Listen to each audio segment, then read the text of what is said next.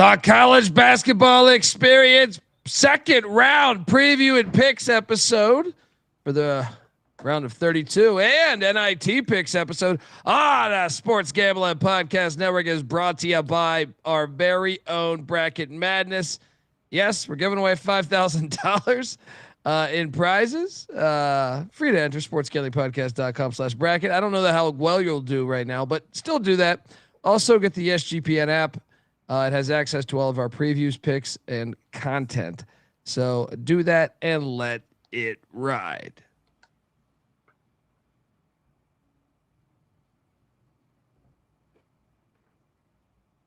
Hey, this is LeGarrette Blunt, and you're listening to SGPN. Let it ride.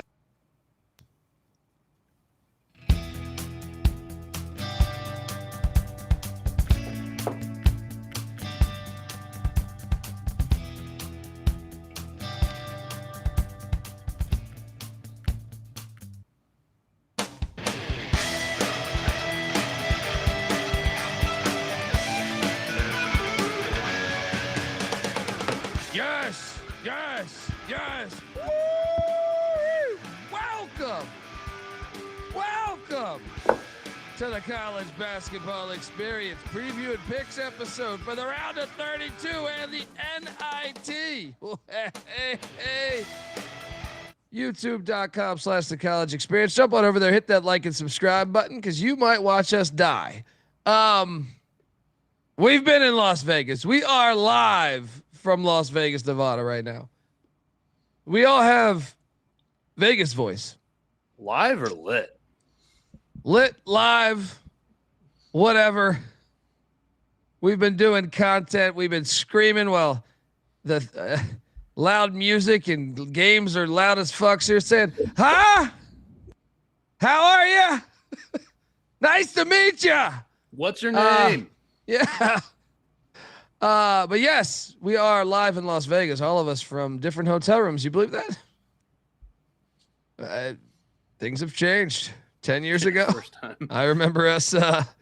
There weren't even us. Well, 3 years ago, Mac was working his day job while I was snoring in the same room. That's how far we've come in 3 years. Don't get me started on those memories. Well, if you're wondering who the hell you're listening to, my name is Colby Database Dan, a.k.a. Pick Don D. That's not a pick. This is a pick. He was raised in the land down under, where a man thinks on his feet, speaks with his fists, and lives by his wits. When Dundee happened, he was a superstar. I'm probably drinking too much and celebrating too much and not sleeping. Would have killed a normal man, but no, that's gone. The medical advice I got from that was like being hit by lightning. Pretend it never happened and get on with your life. Wow. I mean, the list of listeners and great people that we met up with, the list is too long. I can ad-lib it right now, but I'm sure I'd forget people, and I wouldn't mean to forget people. A better idea. Yeah. But we had a great cast of characters out, and it felt really cool. But none of the cast of characters, including myself, including all of SGP, including the Bet Detective, I don't think any of them could have matched the legendary energy and memoirs. One way to put it. And memoirs that this man put out. He is also the host of the College Football Experience. Give it up for former staffer at Austin Peay with the Governors, South Carolina with the Gamecocks, and West Virginia with the Mountaineers. Ryan McIntyre, a.k.a. Moneyline Mac. What is up, man? And you have been on one, brother, so talk. What is up? Yes, looking live from Las Vegas. I hope you guys can hear the concert right outside my room. Shout out to everybody that came out. Great time. Love the city. Great people. Let's go. Cheers. We have a lot to talk about, but I got to introduce third man in the booth, and shout out to Troy on the boards. Troy's been kicking ass on this trip as well. But right here, third man in the booth. He is the host of the College Baseball Experience. Give it up for the great Noah Bieniek. How are you, pal? Yeah, Max saying that you can hear the concert from his room. My room's 10 floors lower than his, so you can hear it from me too. My moneyline parlays, unlike him, did not hit. So that's the news. That's the update. Yes, a legendary day. More so yesterday than today, but he did have a great day today when he hit on Wright State first half money line, which I gave him, and then I was dumb enough not to. Well, the game's. You know what happens? You're drinking, you're talking, and the games sneak up on you. Yeah. Oh yeah, I know that pretty well. I don't want to say I gave it to you. I will say we both had the same thought. Yeah. But Mac, if you have not followed Moneyline_Mac or at TCE on SGPN, it is some of the best content I believe that SGPN has put out. He's in his Davy Crockett hat. And buddy, you've been on one. Explain to the good folk out there your Thursday and then what you did today and just the overall experience. Yeah. So shout out to Stacking the Money. I think he set the tone when he gave me this cap, the coonskin cap for good luck. That thing is definitely good luck. You're never taking that off. No doubt, because I took it off for the final games because we went on VSiN. I should have worn it on VSiN.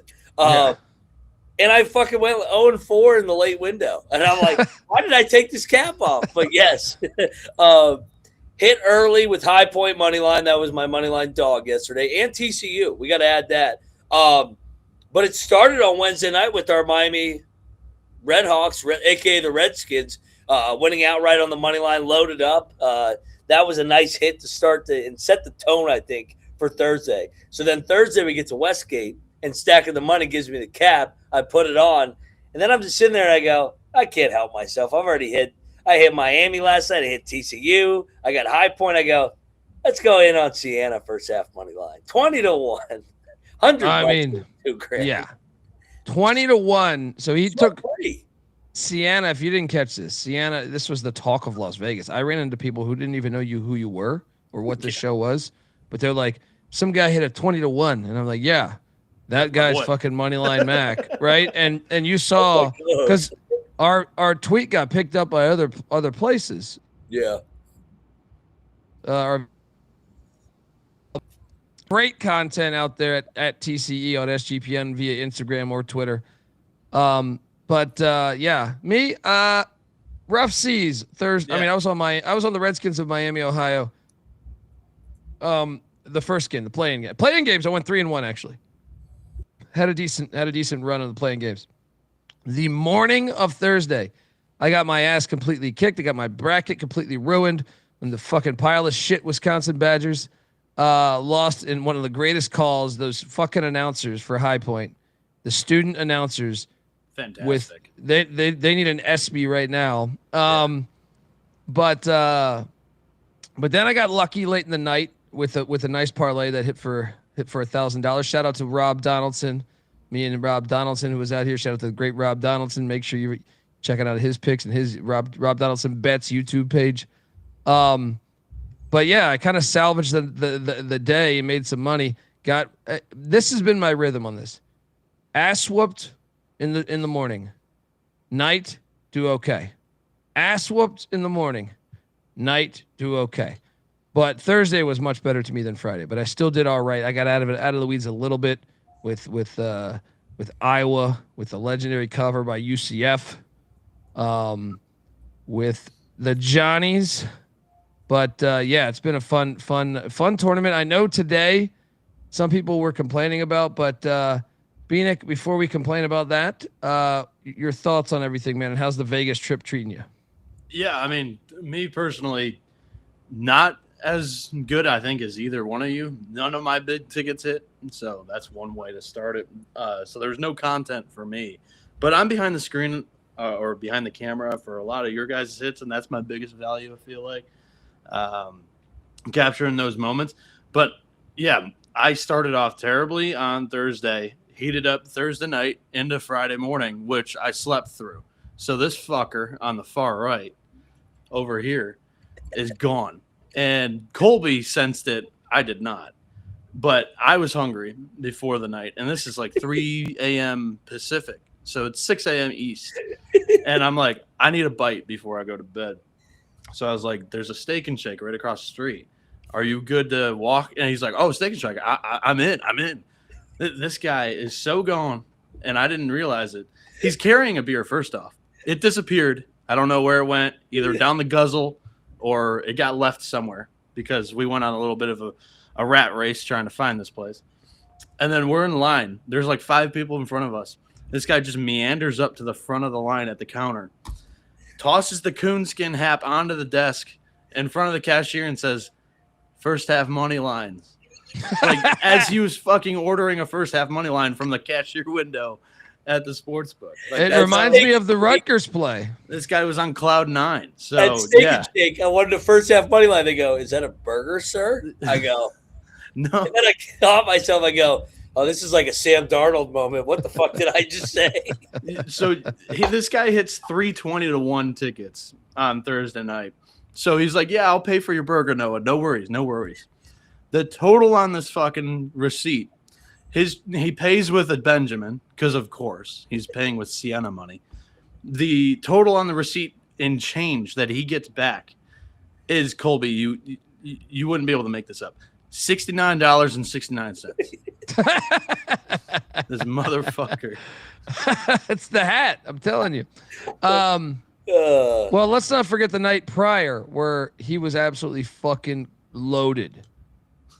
And we were all loaded on the opening night. But everybody was on the Red Hawks.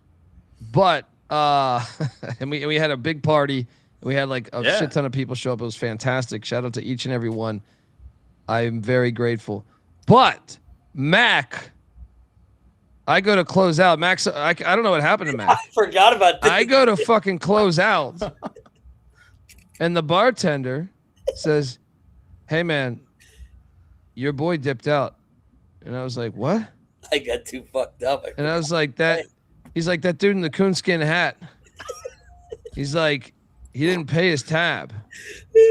So I'm like, that motherfucker, right? And then I look around for you, and I'm like, he's going. I haven't seen Mac in like an hour, right? So I'm like, I got it, man. But then he goes, well, I got his card. Card. Oh yeah. God. So No I paid it and tipped him, but then he wouldn't let me get your card, even though I showed him that I literally showed him that we are on the podcast. Which he did not find charming, and which is fair because I was pretty shit faced too. But then, he basically said, "No, you got to come there and collect."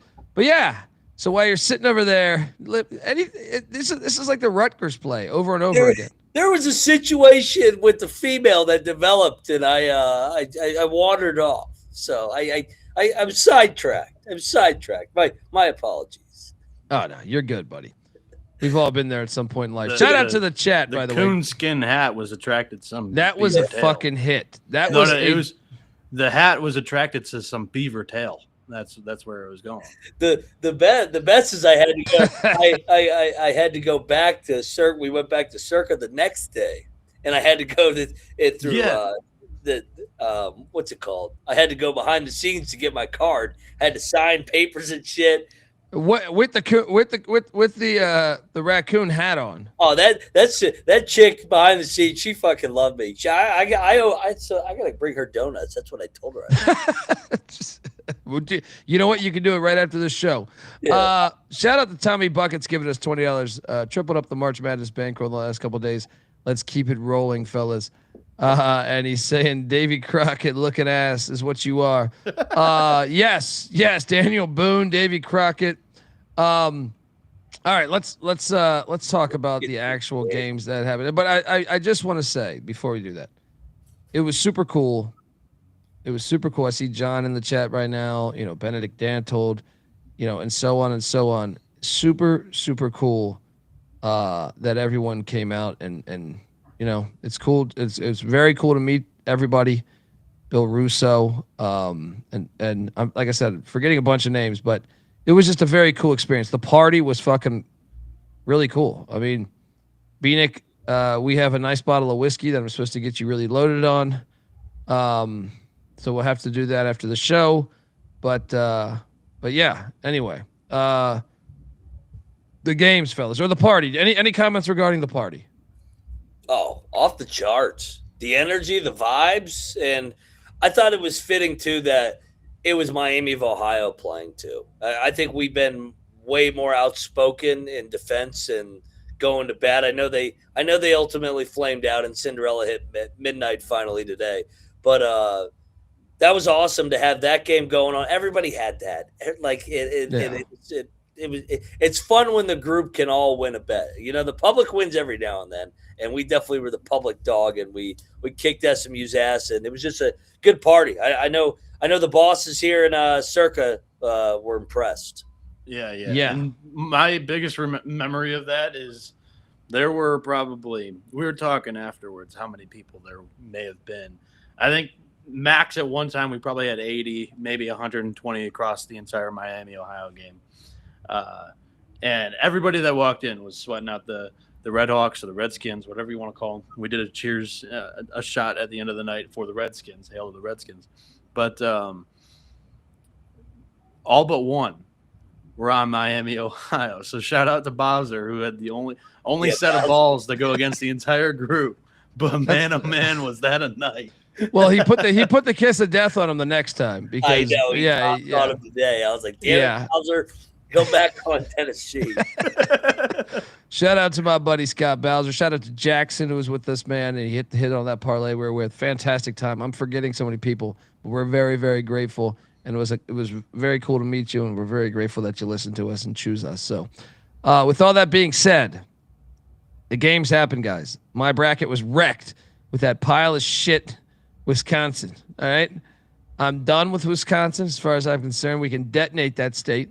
Right. I mean, come on. But shout out to High Point, one of the greatest calls, one of the greatest. I mean, there was Thursday delivered, Friday, not so much. Thursday, really, I think some of the best games I've ever seen. Well, I guess you could say today. For both crowds of the narrative, right? Like the narrative of we could still get madness, like the underdog has hope in this tournament, and then the narrative of chalk's going to hold like it was last year, NIL, transfer portal, changed everything. The ones that want to believe that the dogs still have a chance, they'll point to Thursday of this weekend in 2026. The ones that think that it's all going to be chalk, they'll point to Friday. Well, I'll say this, from my recollection, I did not go pull the stats because I've been in Vegas with Vegas Voice, having cocktails for a long time. But I always thought that's kind of how the tournaments went, where like one day would be way more upsets than the other, just off of like recollection. Now, obviously, last year was a dud, but I feel like growing up, me and my brothers would always say, if this one's the upset, then the next day you got to do that. But to your point, Bieniek, I saw a Norlander tweet this. Yes, that's what I was going to bring up to that response. 13 of its 20 points. That's the most ever, according to CBS Research. Sports Research. Different Norlander tweet. How about this? Today was the second time ever that 0 double-digit seeds won a first-round matchup. The other time was 1992. Yeah, I'm okay with that. Like Santa Clara should have won. Yeah, they were close. They should have won. They were the better team. But Kentucky, that was not the right side. Well, we can start right there because Sendek definitely calls timeout 40 times. Also, the clock starts a second late, which actually, if you play the replay, I think it actually was a big difference there. Yeah. If you play that, I do not believe he gets that off. Shout out to Kentucky. It wasn't them on the clock, but it was ironic, I thought. How do the refs miss them not calling a timeout right there? That's, most times late in the game, that's kind of the pace and tone of how the sport goes in college basketball. In my opinion, have an eye on the offensive head coach. Once they make a bucket. I mean, he's running down the fucking court. There's someone on the internet. I'll show it when I get back to on the East Coast, but took a still shot of this of like 3 refs within like 10 feet. None of them looking at the coach in the most pivotal fucking point of the game. That is really bad. And Tommy, it was not after the Kentucky 3-pointer. It was after the Santa Clara made basket to give them the lead. Because here's what would have happened had that happened. They would A, set up their defense. B, the clock would have been accurate probably. Yeah. Because the clock, if you watch it with the clock, it starts a second late, which is pivotal because there was only so much time to get the thing off. It's a bummer, but I mean, it was still it was a great game to experience. That game was the only game that really, truly delivered today. Would you agree?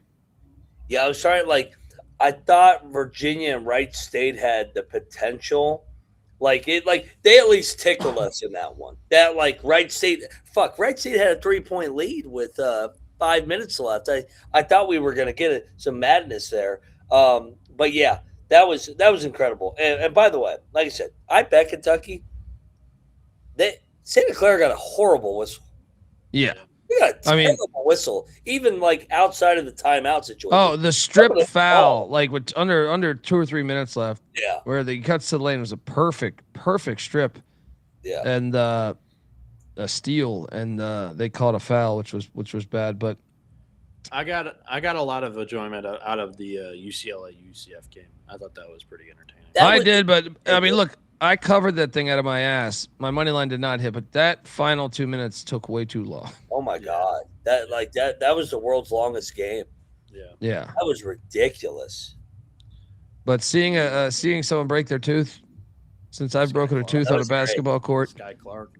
Yeah. That was great because Troy and I were smoking a cigar at Circa Stadium Swim at that time, and it's just you're sitting there at this nice, beautiful place, and this guy on TV's tooth is just fucking gashing in the other guy's arm. It's like, ooh, that looks painful. To his credit, he came back in the game. He did. Yeah. And then he missed the free throw for our cover to lock it in. Legendary. Legendary. I don't know how the fuck we covered that game. You should buy him a drink. How about the VCU game? I mean, I know I don't want to recap too much, but I feel like we should. There was a couple gigantic. It'll come classics. up organically when we do the Saturday Sunday picks too. All right, we got to talk about that though, because that was a part of my parlay. That was got me $1,000. Coonskin cap parlay too. Yes, 19-point lead blown by North Carolina. We were on VCU money line. This game, I think we'll be talking about in 20 years. I mean, God willing, you know.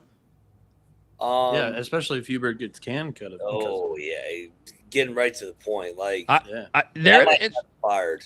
Well, that natty seems like it's a decade ago. They're in an interesting spot. Because they might have to fire Bill Belichick, who has a gigantic buyout. So, I think since Hubert's one of their own, they might. Who signed the if I had to guess, of a 74-year-old football head coach with a massive buyout? The only thing that you would need to use the massive buyout for is if that thing turns into an absolute dumpster fire, which it has. The guy that should be getting canned is the athletic director. Fuck that guy. Because last year, that's the reason why the NCAA tournament was so jacked. Well, the problem is that I believe the athletic director did not want to hire Bill Belichick. I think it came up from above. But, yeah, I believe that buyout's like over $20 million. I think it's something like that. That's the dumbest thing I've ever heard. I had no idea there was that. Yeah, no. I mean, they have money, but I'm saying that might be a reason why he stays. What a game, though, guys. Come on. Is that the best game of the tournament so far? Yeah. The high point comeback was electric and fun. VCU down, 19 with 12 minutes? That's an incredible comeback, incredible collapse by Carolina. The steal on the inbounds, which almost ruined my day. Yeah. I mean, that game was incredible. The High Point Wisconsin game was incredible. The first day really fucking gave us because I felt like even the Duke Siena was awesome. It gave us the first day. TCU Ohio State delivered. Yeah, that was a great game too. I don't know how the fuck we covered on South Florida. The TCU game though, they were up 20 early. That was not a game for a lot. I'm just saying the final 5 minutes though was like neck and neck, right? Yeah, I wouldn't consider that like it delivered though. Like the ending was great. Yeah. Okay. The second half was good, Bieniek. Like I enjoyed shitting on Buckeye fans. Yeah. I mean, Ohio State came all the way back and had a 5-point lead. Like that was gritty. That was gritty from TCU to come back after blowing that big lead. So shout out to Jamie Dixon. Stay tuned. Those frogs ain't done. I thought Kennesaw Gonzaga was appealing. Yeah, good game. Yeah, I know that the final score will say. I don't know. Was it? Yeah. But today's games were, like I said, UCF. I mean, I guess Iowa Clemson kind of delivered, I guess, because it was still close. I was or Colby's Wi-Fi is struggling a little but bit. Yeah, anyway. Yeah, you're skipping a little bit. I think it might be your Wi-Fi struggling. I see Mac fine. We're in the same hotel. I think it's Colby. Yeah. Either way, we power on. Yeah, let's try to get through it. But he doesn't have any money to pay the premium. He had to pick up my bar tab from the other. If we're waving hand, like just repeat like your last 20 seconds or whatever. It's all right on audio side. I don't remember. The games are fire. Let's get to picking games. I paid for the Actually, before we do that, we've got a couple of tips. Mike, our boy, giving us $20. Might be 1 o'clock or might be 3. Time don't mean much to me. Amen. Like how that rhymed. Ain't felt this good since I don't know when I might not feel this good again. So come on, he's quoting the great Sam Cooke. At first I was wondering, Mike, you're the fucking man. Sam Cooke's the fucking man. But excuse me for being a little slow. Because might not have slept much. Anyway, let's get into the game. Shout out to you. I appreciate that. It's really nice of you. Tomorrow at beautiful 9 a.m.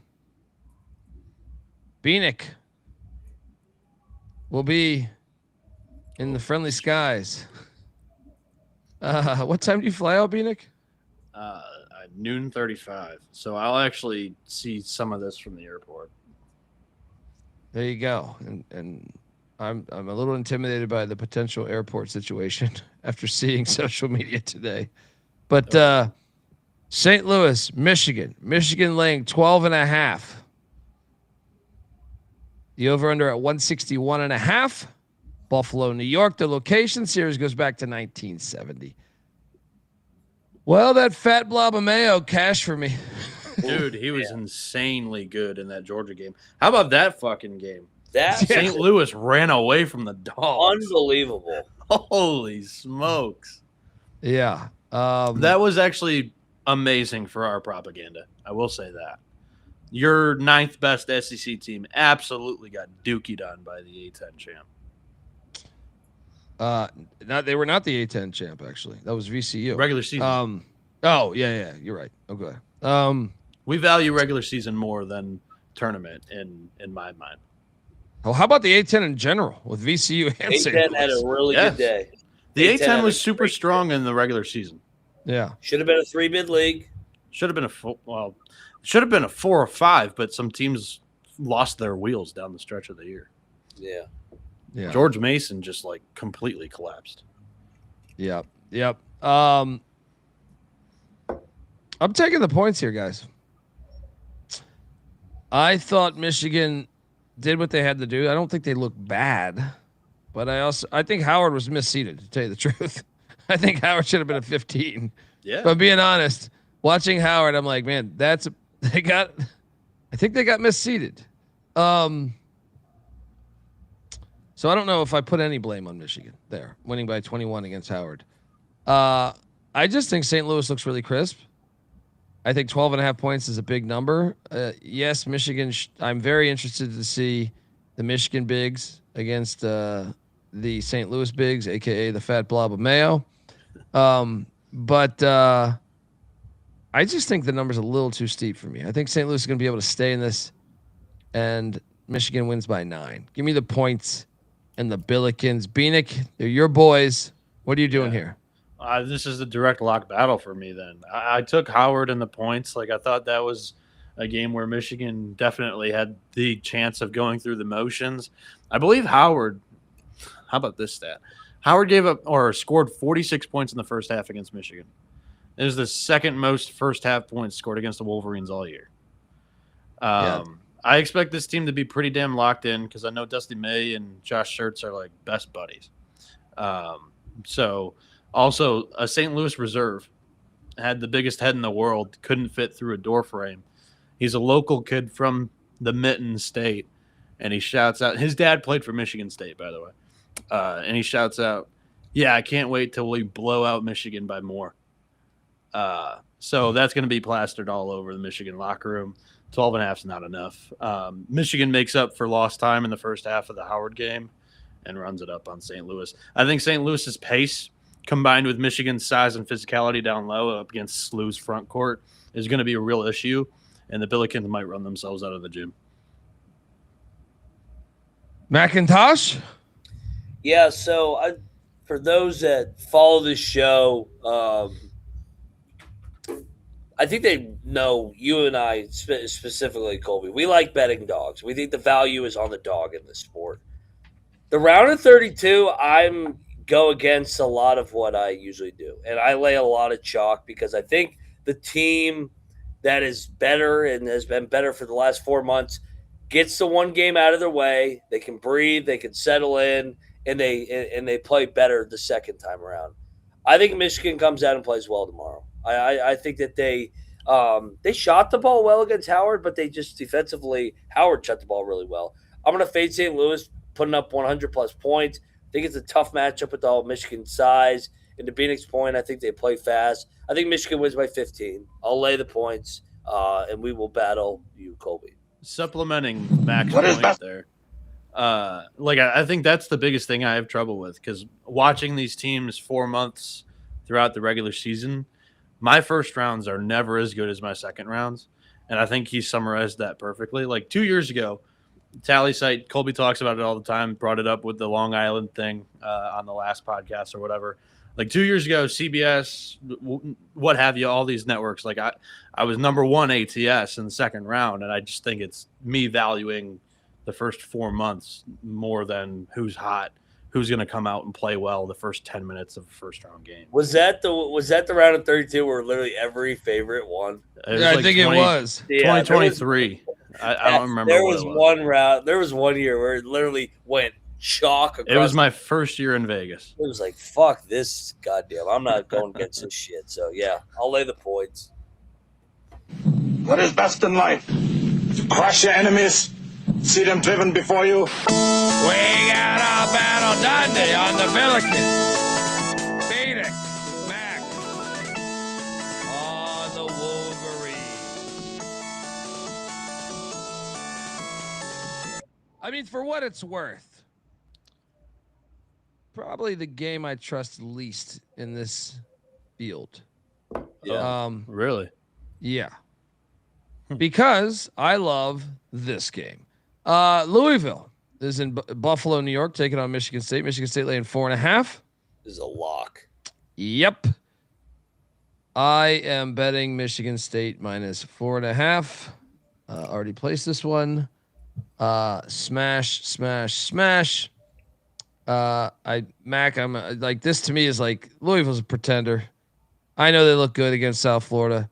Did they? Early on. They turned it over 22 times or something like that against South early on, I'm saying. Early on, I thought they looked all right. But Sparty's one of the best on the quick turnaround. Or Izzo's one of the best on the quick turnaround. I can't talk. So, yeah, I'm all over Sparty here. Mac? Yeah, and what? That was Kelsey's first NCAA tournament win. We haven't seen him on a quick turn. I'm not betting against Izzo. January, March, Izzo. Or sorry, January, February, Izzo. I'm retarded. Yeah.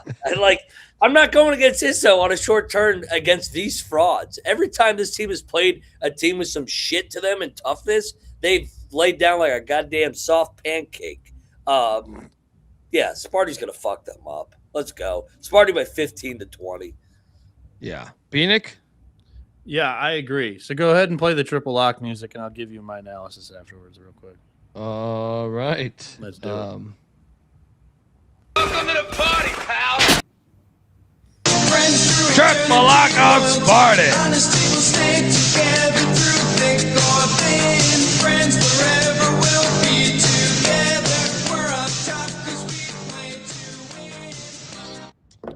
So, yeah, I already mentioned all the turnovers that Louisville had against South Florida.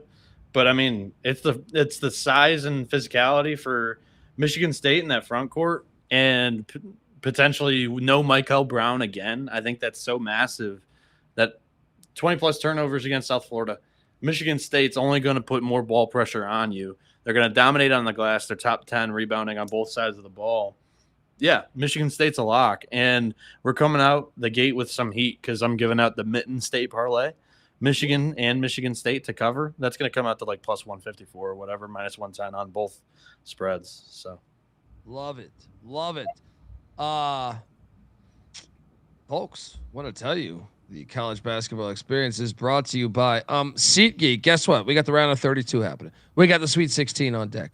We got obviously Elite 8, Final Four, the Natty. We also have the NIT, the Crown, all coming up. And that's not including college baseball is going on. MLB is coming back. NHL, NBA playoffs. SeatGeek is what you need because you're going to be wanting to hit some of these games. I'm telling you right now. All right, with over 35 million downloads, SeatGeek is the #1 rated ticketing app. There are more than 70,000 events listed on SeatGeek, including concerts, sports, festivals, and much, much more. And obviously, March Madness is going on. It's the greatest event in the fucking history of the world. So you're going to need to, I mean, you just, if you want to be smart, you got to use SeatGeek because it's way better than any of those other bullshit companies. And of course, I have a code for you guys. You can use the promo code SGPN10 for 10% off your next set of tickets at SeatGeek. That's 10% off any tickets with the promo code SGPN10.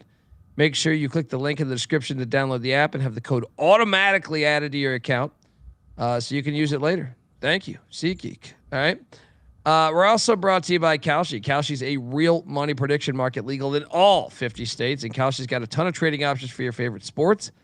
And Kalshi's giving away $1 billion for the perfect bracket, which obviously you can't get now, but that's the type of money they're working with over there. New Kalshi customers get $20 when you use the promo code SGPN. That's Kalshi, Kalshi, promo code SGPN. We're also brought to you by Underdog Fantasy. Yes, Underdog has you covered for pickup for almost every sport. We play it all the time in college hoops. Underdog's also just increased their payouts. 2-pick entries are now 3.5 times, and 3-pick entries are now 6.5 times. Underdog's also got a brand new offer for new customers. Play $5, get $50 in bonus funds. So sign up with our promo code TCESGPN and claim that. All right, we are back. Shout out to Jeremy in the chat here. Jeremy Cannon giving us $20. Good day yesterday. I wish I could have made it. Yeah, I mean, look, we will be back. Yeah, for sure. We're going to be back for week 0 in college football, like we did last year. But great yes, weekend, by the way, that's a What's great that? weekend. That's a great weekend, by the way. If you ever want to come out to Vegas, week 0 is a fun ass weekend, and it's only going to be better this year because now that the FCS plays 12 games, there's over 50 FCS football games mixed with the other college football games. So yeah, you're going to want to be out there. Next up, we have TCU and Duke doing battle here. Duke, they survived. John Cryer, he survived. Duke's laying 11.5 against TCU, who survived. Blowing a 20-point lead, I guess. Yeah. Lock. Already, I mean, just lock and sprinkle the money line. TCU. Look, Duke's offense looked very stagnant. Obviously, the injuries have played a role, not only for Duke, but almost all the teams with these injuries. They're almost all of them lost, or if they won, they barely won. I think TCU is just battle tested and tough, and I actually think they match up decently well against Duke. So I'm all over TCU plus the 11.5 here, and like I said, sprinkle that money line. McIntosh, what are you doing here? Oh, I mean, I think everybody in the chat knows which way I'm going to go here. So we talked about this potential matchup like a month or two ago when we're like, who's a team like that could give Duke fits if it was an 8-9 game? And then we labeled TCU, and the reason we did is because TCU, the committee tries to avoid all the rematches. They have played every other top dog in the country. In the non-con, they beat Florida. They almost beat Michigan. Came down the wire. They almost beat Arizona in Big 12 play. They almost beat Houston. They beat Iowa State. They're not going to be intimidated or shook by playing the Dukies. Yeah, if anything, they have more experience. Yes. They have the size. They have the athletes. The guards are good. Punch is I love the David Punch kid. Yeah, I think they're live on the money. I'm going to call my shot. TCU should have beat Arizona, 3 years ago in this 1-8 game? Yeah. Jamie Dixon had a good team. Like, this team's under the radar. TCU, the giant killer. Frogs in the points, Frogs in the money line, and down go the Dukies tomorrow. Let's go. Double lock on the Hypnotoads. Plus 11.5, and we're both sprinkling that money line. Bieniek, what's your thoughts on that one, Bieniek? I think, yeah. So, you'll take the favorite team. Okay. Damn, that's the quickest he's ever answered. What does Kev Bob say? That's what he'll say. Mm-hmm. Okay, Bieniek, we got you. Yeah. Thank you, Ken Beanflick. Next up, we have Texas A&M and Houston in Oklahoma City. Hey, these teams used to be in this conference called the Southwestern Conference. It was pretty fantastic. Houston is laying 10.5. Series goes back to 1950. The Buckyball looked good. Shout out to them. Look at them. I mean, I know St. Mary's team had the flu or whatever the fuck, but whatever. Randy Bennett has had, like, I don't care if they had the flu or not. He gets drilled in the fucking tournament every year. It's painful. I know. It's terrible to watch. It's terrible to watch, dude. As far as like, because I want him to be good. Me too. Brutal. I bet A&M, and I was rooting for St. Mary's, like, because I'm like, he's gonna shit the bed again. But I was rooting like hell for St. Mary's. I'm like, God, they're doing it to us again. Dude, they barely. They were so offensively challenged in that game. It was unbelievable. A&M, you had your win. Buckyball, good year one. But I love this game. I am laying the 10.5 with Houston. One of my favorite plays on the board. I don't believe this style of ball Buckyball runs matches up very well with the way Houston plays. Like, I get it. You could say, well, hey, Houston and St. Mary's have some similar metrics. So maybe Buckyball can take advantage of them. I don't think so. I think Houston is like St. Mary's lacks athleticism. That's exactly what Houston has. They're going to make you work for every shot. And I believe Bucky's system has a ceiling on it personally. I'm all over laying the 10.5. Lock it up. Give me Houston. They win by 20. Mac. Yeah, I saw Daniel in the chat. That these two did play a instant classic NCAA tournament game, 2 years ago, where Houston survived Jamal Shed. But this is a different A&M team. They're older, but that A&M team was more experienced playing under Buzz. And I think you said it at dinner. I think Buzz's teams match up better with Houston than Bucky's teams do. I think A&M's walking into a buzzsaw. No pun intended. I like Houston to make shots, choke them out, lay the points, lock it up. Let's go H-Town, beat down. Double lock on the Cougs. Bieniek. What are you doing here, buddy? You're on mute, Bieniek. I was on mute. Sorry. I like the H-Town beatdown coined term there from Mac. I agree with you guys in that buckyball, the entire thing has been defense. And when we were talking like, hey, organically, we're going to be able to recap some of the first round games. How about St. Mary's? Paulus Morauskas can't start because he's ill. Turns out the entire St. Mary's roster was dealing with the flu in the week prior, leading up to the NCAA tournament. So, Colby, your imagination can take you wherever you want to do or wherever you want with what they did during their week off after the WCC tournament, right? They had 6 days to do whatever. They all get sick. They come out, they play like shit, have 30 points in the first 30 minutes. A&M had a free pass, and this time, like, coming in pretty confident, I think they're going to get smacked. I'm going to lay it and lock it with Houston. So is that a triple lock? That sure is a triple lock, buddy. Lay it with the Cougs. They're 10.5.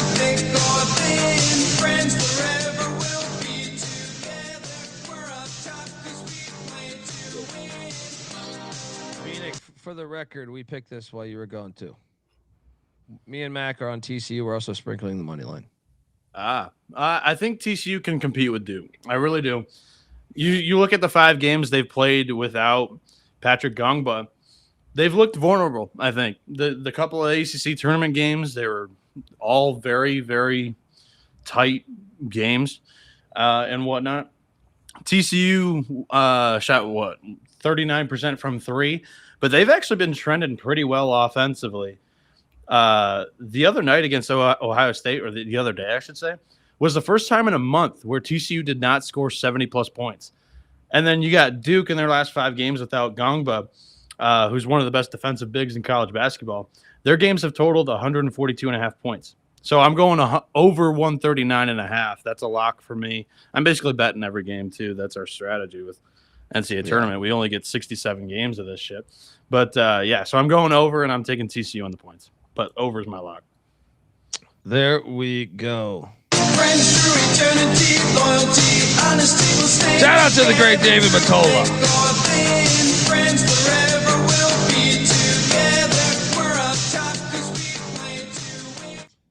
David Matola said he lost too much money on the Karate Kid slot machine at the D. You got lucky against my shark. Fins up. By the way, one easy way to get remembered when we're meeting 80 people at our watch party, give me a koozie. So shout out Jason Keller. I hope retirement's going well. We met his wife, too. Awesome people. Phoenix over here demanding things. Yeah. No, I'm not demanding Give shit me at all. koozies. We plug you on pod. I'm just saying that's like 1,000% the best way. True. By the way, Troy has Vegas voice, and he's behind the boards. He is also locking up Houston, so that's a quadruple on Houston. Quad lock. Vegas voice gets us all. Quad lock on the Houston Cougars.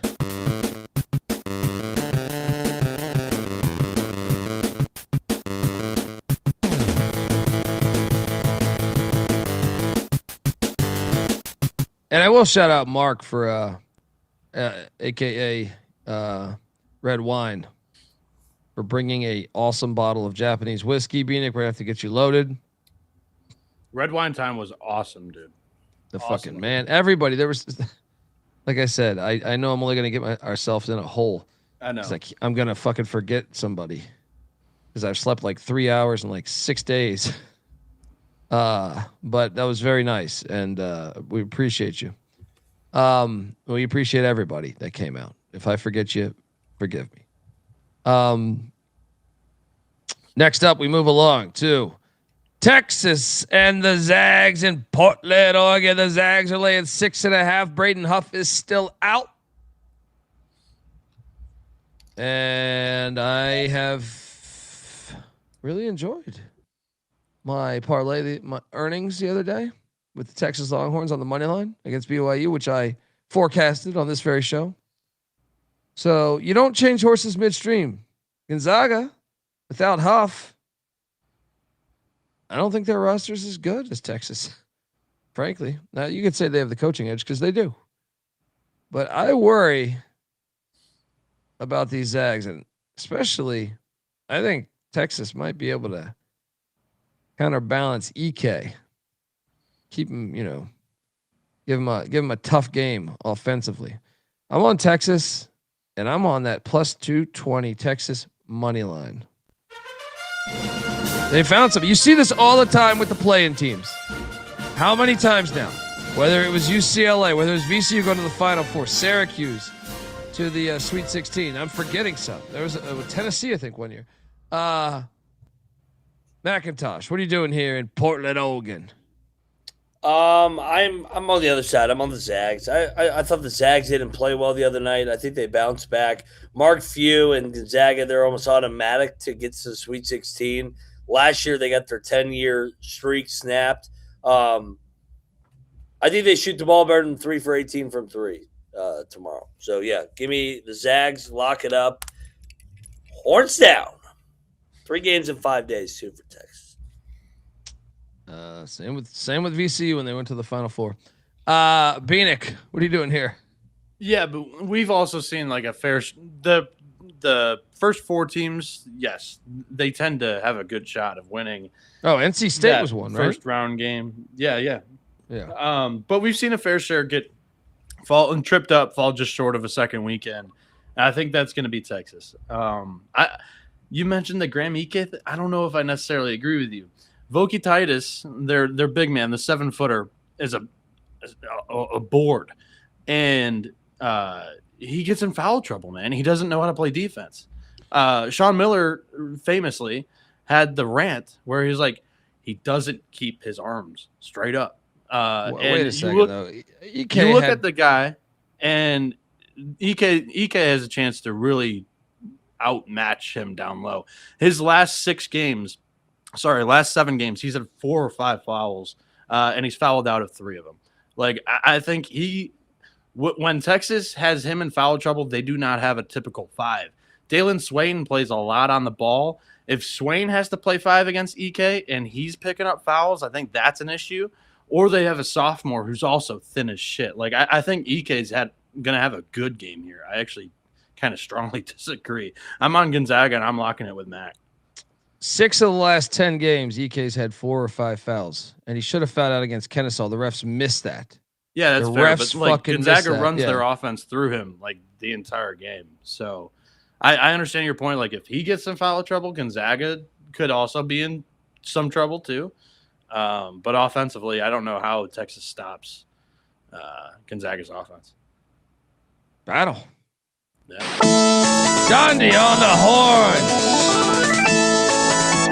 Mac and Bieniek with them dogs.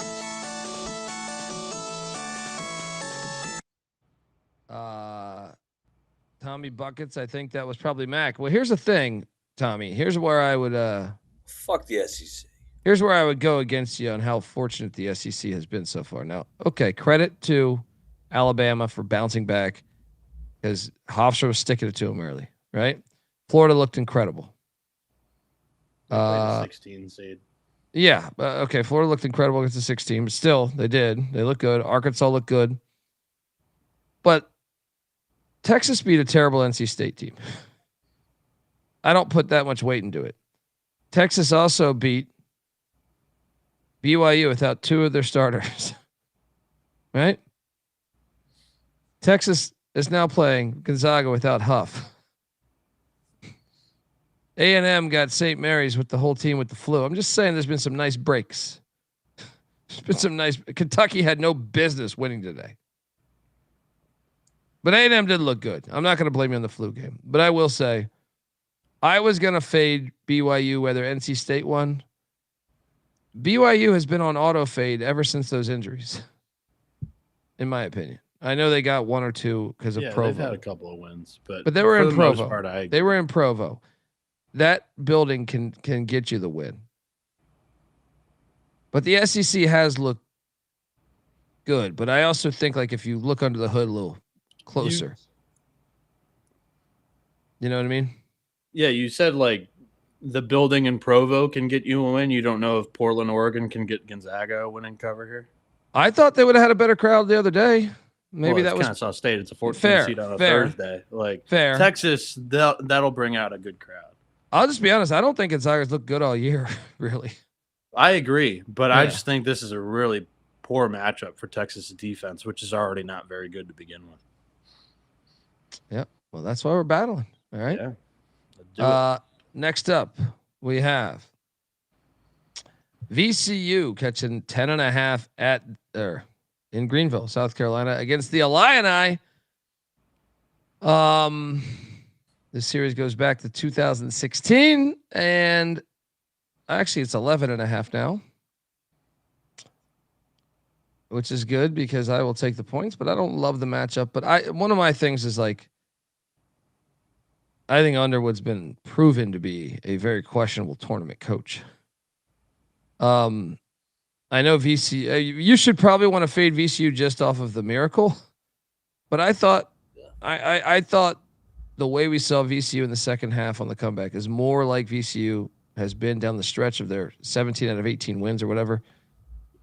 So I'm going to count on that to happen again. I also just think there's a coaching advantage on the Martellis that I would trust to be more likely, even though because his track record's not gigantic. Yeah, he's been at small schools. Yeah, so it's hard to really deduce that, but I'm going to take the 11.5 in VCU. This one and the St. Louis, Michigan, I don't feel amazing about. I feel a little bit better about this one than St. Louis, Michigan, but give me the Rams. I'm ramming it here. Mac, what are you doing here? Yeah, you know my heart wants to pick VCU, but I hate the spot. I'm going to fade the miracle comeback, down 19 with 11 to go. I had to play an extra session in overtime too. I think Team Euro blows it open late, so I'll lay the points at Illinois. They also had the luxury of kind of just going through the motions in the second half and resting some guys. So I'll lay that was another team though that got hit with injuries. It was Penn. I mean, they would have beat them anyway, but yeah, no doubt. So yeah, I'm on the Illini. Bieniek. So I would totally understand anybody that has the point of view or the angle of saying, like, I'm going to fade VCU after a 19-point comeback where they barely won the game in overtime. I get it. Like, that's a good angle. I see where you're coming from. The Cocktail Napkins got this thing at 5.5. I'm getting 6 points. I'll take the 6 points in a game that I don't really love. And here's why. Like, we don't have the proven track record of Phil Martelli Jr. really struggling in the NCAA tournament.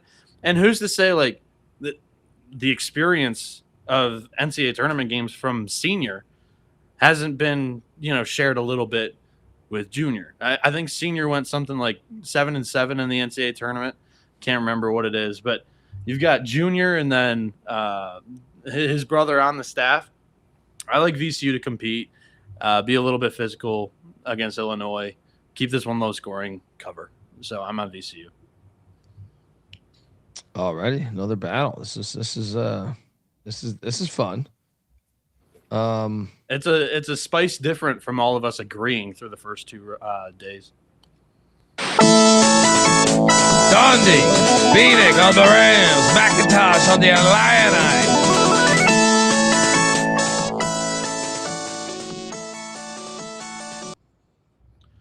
What was it? The first 7 games we were all on the same side. The first 4, then the first couple of games on day 1. That's fair. Vanderbilt is basically at Nebraska, aka Oklahoma City, taking on Nebraska. Good God, Big Red. I think I might have undervalued the Nebraska faithful, Big Red Nation there. They showed up. Oh my God, that was. I don't even know if they played too much of an impact. Like Troy jumped out to a 9-0 lead after 3 made threes, and it was a Nebraska avalanche ever since. I don't know how much of it was crowd and how much of it was Nebraska's defense just completely shutting down Troy. Yeah, well, my bracket's got Vanderbilt going far, but my bracket's already completely detonated. But I still think Vanderbilt's the better team. I do. I think their athletes will give Nebraska a harder time. A little concerned about the crowd because Vanderbilt, I don't feel like their fans will travel much there. Mark Byington, I just think they're the better defense, better rebounding team, and dare I say, better coach. I will lay the 1.5 with Vanderbilt. Can't wait to watch this game. It's so cool that one of these teams will be in the Sweet 16. I think it's good for the sport. McIntosh, what are you doing here? Yeah, two really good coaches, coaching jobs here. I agree with you. I think Vanderbilt, ever since they gotten healthy, have been really good. They were good in the non-con as well. Kind of got worn out, I think, in the SEC because they got banged up. But I think those guards are too much for Nebraska, so I'll be on Vanderbilt as well. Bieniek? We've got another lock battle. I think Nebraska's the redheaded stepchild from the Big Ten. Everybody sees them, especially the basketball program, and they're really shining away. Vanderbilt on the other side, like they played in the SEC tournament game a lot more. I think people that tune in for this time of year were more locked in on that run that Vandy had because they beat Florida. Nebraska's just been slowly but steadily trekking the entire season. And they've got a top 10 defense against the 3-ball. That's Vanderbilt's specialty, along with getting to the line. Nebraska doesn't foul. Like they're top 10 in foul rate defensively. And they've got the crowd. I'm on the Huskers. I'm locking it up. Bring out a battle. Bieniek on the Huskers. Dundee Mac on the doors.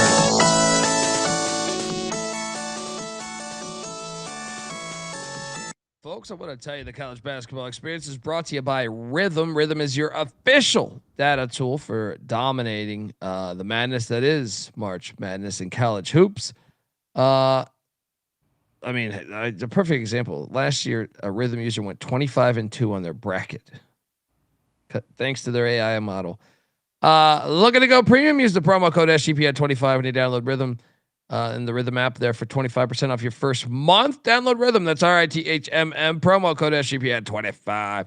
We're also brought to you by No Vig. Yes, No Vig is America's #1 sports prediction market. With No Vig, you know you are getting the best prices. Download the Novig app, get $50 when you spend $5 if you use our promo code SGPN. So get in on the action with Novig, promo code SGPN. And don't forget, it is the month of March, which means Merch Madness from the SGPN store. Shout out to everybody. John was rocking a Bet Detective and a Pick Dundee t-shirt. He also has the George Mason Start Your Football program t-shirts. I saw those all over Vegas. Shout out to the people buying those, really helping us. Very grateful there. We're trying to get probably, I don't even know what number we're at right now, but probably 70 of those things sold by the end of the month. So, or April 5th, essentially. So jump on over there, 15% off everything with the promo code MARCH. All right. Colby, our man growing the stash, was rocking a lot of SGPN gear this weekend too. He's also the man because he gave us a ride back from Westgate to Circa. So he was a great hang all weekend. What's his handle? Growing the stash. Oh yeah. Okay. Shout out to Growing the Stash. I don't know. Awesome mustache. I don't know if he wants government name out there. So yeah, I mean, we had just great people. That's what I'm saying. I feel terrible just nitpicking ones because I know. It's just like whatever I can think of on lack of sleep. But great times, and everyone was so fucking cool. Next up, High Point, Arkansas. Can the magic continue for the Panthers of High Point as they're catching 11.5 against John Calipari and the Razorbacks? No. I think not at all. I will lay it as well. I think they're going to win by 20. This is actually, I think you should actually consider outlining this. I'm serious. I think it's possible that the outline could hit here. Mac, what are you doing here?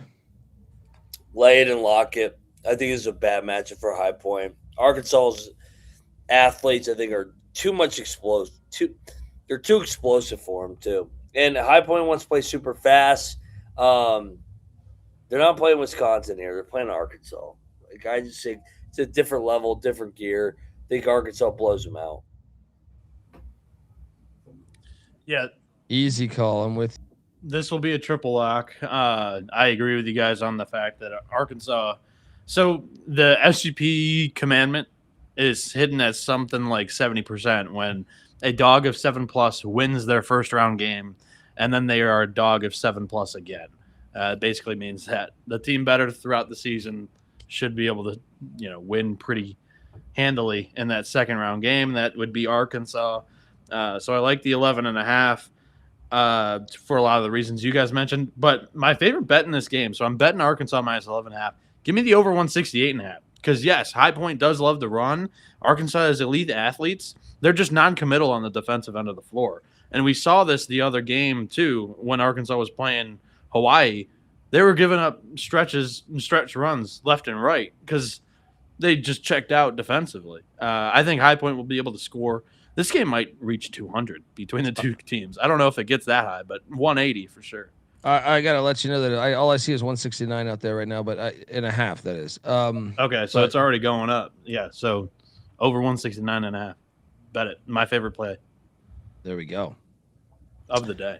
All right, and that concludes our Saturday slate of games right there. What's your guys' favorite play of the day on Saturday? On Saturday, Sparty by far, I think. I would go Sparty 1, like Houston 2. Probably TCU and Texas would be after that. So for me, I go the total on Arkansas High Point, Michigan State minus 4.5, Michigan minus 12.5. The dog to win outright. Obviously, I think we're all on TCU, right? Yeah, that's my dog. I do think Texas is live too, though. So I mean, those are two dogs I will play on the money line there. All right, let's jump into Sunday. Sunday, we get this glorious game to start us off. Miami, Purdue in St. Louis. The Boilermakers are laying 7.5. The over-under at 148.5. Miami was super impressive tonight. I ate shit on Missouri. I think it's a bad matchup for Purdue, personally. I don't trust Purdue's defense. I also don't trust their rebounding. I think Miami will be able to have success scoring against Purdue. So I think, as much as I like the Purdue guards, I'm going to take the Canes. I think Canes are live on the money line. You don't trust Purdue's rebounding? In this particular matchup, I do not. Top 25, both offense and defense. Rebounding? I mean, both of them are, but I see my stats say 117th in total rebounds, Miami 65th. KenPom's got them top 25 in offense and defense. But to each their also own. Offensive rebounding 70th for Miami compared to 90th for Purdue. Actually, they're 16th on KenPom, so something goes into it differently. Miami 16th offensively, Purdue 19th. Yeah, I don't know, but I will take the Canes to cover the 7.5. I think they're live on the money line. McIntosh, what are you doing here? I agree. I think it's going to be an interesting matchup for Purdue. I think Miami's athletic enough, long enough where they can really bother Purdue. This Miami team's been gritty all year. They have road wins, and tonight was a road win, beating Missouri the way that they did, pulling away at the end. I like Miami, and I think Miami's live on the money line against Purdue. So yeah, this would be a dog for me early Sunday. Bieniek. Yeah, I typically love fading teams that put up a Benjamin in their first round game, especially against a far inferior team. I know you guys were hooked on that Queens squad, but they were standing on the train tracks. And Purdue, everybody thinks that they're kind of fixed. I don't know, man. I thought they were actually kind of, in the first half, not looking very sharp. Sure, that could be the whole Braden Smith all-time assist leader, which shout out to him. He broke Bobby Hurley's record. That could have been like a weight lifted off the shoulders in the second half for the team.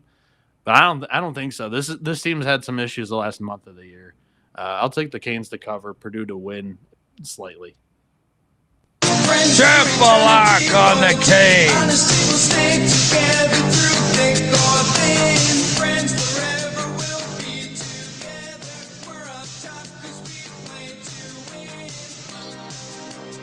Next up, we have the Kentucky Wildcats taking on Iowa State. Louis State is Iowa State currently laying 5.5. There has been some 4.5s out there, so shop around. We are Jefferson for Iowa State. I don't think he's going to play. It says game time decision from what I'm seeing right now, but I would assume he watching it. I would assume he's not playing as well. He'll need a week.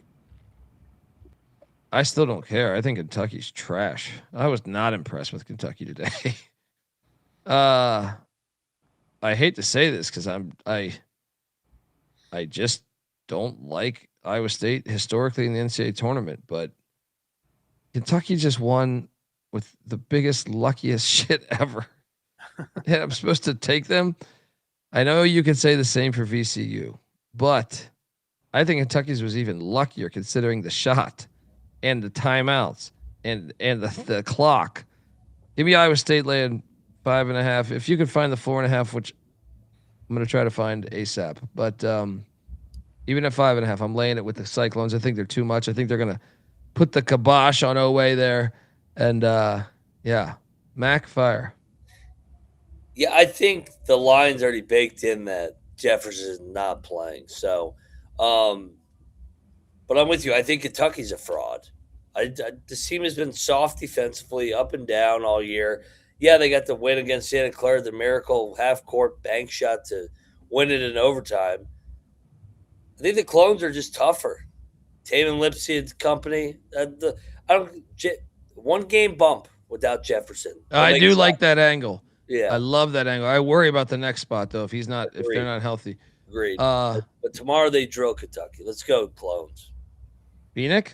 I'm gonna lock battle you guys again, and this is gonna be me officially fading every team that put up a century note in the second round. The only team that I'm on is Michigan, but they're facing St. Louis, who put up 102 on Georgia. I think the Ewing theory worked for the Tennessee State game. They played 30 minutes without their best player. I'm on Kentucky. State was fucking terrible on offense. Kentucky dodged a bullet. They got a new lease on life. I think they're gonna, it's Iowa State. They're a top 10 team in the country. I think Kentucky's gonna give them their best punch, and they've done all right against elite competition. They've kept the games within 10 against Florida for the most part. Other ranked games in the SEC, like within 10, I think they cover the number. I think Iowa State wins. Give me Big Blue Nation and Kentucky to match that crowd, and the Cats cover on the hardwood. That's my lock. We got our battle. Phoenix on the Wildcats. Dundee. Mac on the Clones. All right, folks, I want to tell you that the college basketball experience is brought to you by SeatGeek. SeatGeek, look, right now is the time to be going to these events. How many great games are going on every day? Right now, NIT, NCAA tournament, all scattered around. Whether they're in San Diego, whether they're in Boston, or it was in Philadelphia today. There's just there's college baseballs going on. You got MLB right around the corner, NBA, NHL, just World Cups right around the corner too. So the matchups are all there. The games are all there. So I know you're going to these events, and if not, you need to be going to these events. But when you do go to these events, you should be using SeatGeek. SeatGeek has your back. Each ticket is rated on a scale of 1 to 10. So you are getting a good deal. So look for the green dots. Green means good, red means bad. Plus, every ticket is backed by their buyer guarantee. And of course, I got a code for you guys. Use SGPN10 for 10% off your next set of tickets at SeatGeek. Yes, that's 10% off any tickets with the promo code SGPN10. Make sure you click the link in the description to download the app and have the code automatically added to your account so you can use it later. We're also brought to you by Kalshi. Kalshi is a real money prediction market, legal in all 50 states. Kalshi has a ton of trading options for your favorite sports as well. Look, new Kalshi customers get $20 when you use the promo code SGPN. That's Kalshi, Kalshi, promo code SGPN. And we're also brought to you by Underdog Fantasy. Look, Underdog's they're just fantastic for every sport with their pick'em entries there. We play it all the time for college hoops. Underdog has just increased their payouts. 2-pick entries are now 3.5 times the rate that you throw in, and 3-pick entries now at 6.5 times. Underdog's got a brand new offer for new customers. To play $5, get $50 in bonus funds when you sign up with our promo code. That is TCESGPN. All right. Shout out to Coach Casey. Ping pong tournament next month. Yeah, I'm competing in it. I love me some ping pong. I'm fucking terrible, but it is fun. Have I told you that Dominicans are really good at ping pong or anything like with a stick? So when I played my college buddies, they were fucking good, but I only got better. So there you go. There you go. Next up in the madness, St. John's, Kansas. It's San Diego. The Johnnies are laying 3.5. The over/under at 144.5. I love this matchup for me. Shout out to Kansas for almost blowing a 26-point lead tonight, by the way. I loved it personally. Pitino lost in this exact game a year ago. They're going to be ready for this. They're going to be ready for this. Their defense. How the fuck does the exact same second round game happen again? No, no. Was This it is what first round game last year? No. This is what it should have been, but Arkansas beat Kansas. Arkansas beat Kansas. So Arkansas beat St. John's. But you're right. Yeah, Me and Mac were talking about this, I think, at dinner. How the fuck did they like? It's like they've been it's like these people Like are just they trying. wanted it. Yes. They want Self. They want Self and Pitino. They're like this. Yeah. They're forcing this matchup on us. Yeah. Well, and to me, there's one that's flat out better than the other, and his name is Slick Rick fucking Pitino. I will lay the 3.5. I feel pretty good about this one. I'm going to lock it up. McIntosh. I'm trying to look. What's the last time Bill's been to the Sweet 16? Self. Tried to tell you this the other night, bud. Yeah, we were talking about this. since they pay players. They lose in the round. It's the Natty. I mean, he won a Natty 3 years ago. Yeah, in 21, right? 22. Yeah, the first year of NIL they won. Yeah. I think these two teams are like identical. They're both very good defensively. They both have really good rim protectors. He's a soft bitch, but this is the Darren Peterson game. I think this is the game Darren Peterson plays his ass off. I'm taking Kansas. I think Kansas is better than St. John's still, even though the Johnnies are playing. The Johnnies have not beaten anybody with shit to them outside of the Big East. I know they beat Northern Iowa, beat the shit out of them, but I need to see it from St. John's to beat a premier program outside of the Big East. Give me Kansas, give me Bill Self. It's a pride game here. Darren Peterson finally shows up. Rock chalk. They've only coached against each other once. Yeah, I was thinking about that. I was like, we never really saw Kansas, Louisville, or Kansas. I guess Self was at Illinois. You want to know what the matchup was? Iona and Kansas. Really? In Disneyland or Disney's, the tournament in Orlando. ESPN events invitation. Yeah. Kansas won by 13. Pitino did cover that game though. Can't believe they haven't played more, actually. How the fuck's that not? How's that not happen? Anyway, Bieniek, what are you doing here? I believe the hot topic of why that hasn't happened has been quality of scheduling. right, Colby? That's been a hot topic this week. So doesn't surprise me that two legends didn't schedule each other, and then maybe that's the reason why they're trying to get this as an NCAA tournament before Pitino retires or kicks the bucket. The best point Mac mentioned was the lack of quality wins against top tier competition for St. John's in the non-conference. However, like 5 words, that's the handicap. He's a bitch. Well, yeah, just stop it. Like St. John's is going to make him bitch made. Like this defense is going to eat him alive, I think. And then also, Zuby Ejiofor was a former Jayhawk. Bill Self chose Flory Badunga over him. Like, you don't think that's going to motivate that dude? Like, I think St. John's is dangerous in this game. Cocktail Napkins got the Johnnies -6. I'm locking it with Colby. Let's go. We got a battle. Bieniek and Dundee on the Red Stone. McIntyre on the Jayhawks.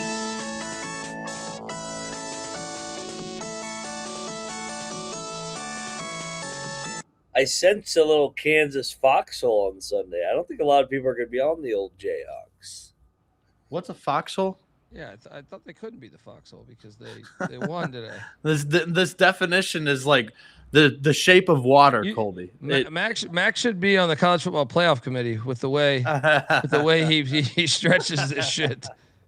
He's probably taking Rutgers too. Hey, that reminds me of at dinner. He said, "Yeah, my car broke down." When no, dude, you ran out of gas. Yeah, unbelievable. Telling a stranger that you broke down.